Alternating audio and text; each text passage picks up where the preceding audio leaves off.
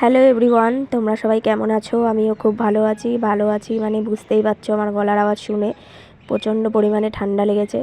আর বাড়িতে এসেছিলো একদম আপন নিজের একদম লোক, সেটা হচ্ছে আমার বড় ননদের নাতনি, ওর নাম ঐশ্বর্য। তো দেখো, যেহেতু বলেছিলাম পিঠে দিতে যাব বাপের বাড়িতে, আমি তোরা তিনজন যখন আছিস চল আমার সাথে, একটু মজাও হবে, ভালো লাগবে ঘরে না থেকে।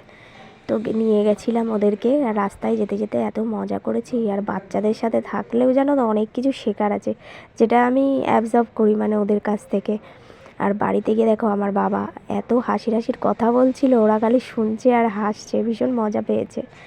আর তারপরে গেছিলো একটু ছাদে গিয়ে একটু এনজয় করেছে তিনজনে মিলে।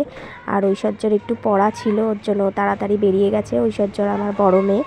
তারপরে রাতে মা করেছিল পিঠে খেয়ে তারপরে বাড়িতে এসেছি। তো তোমরা সবাই ভালো থেকো, সুস্থ থেকো, টাটা।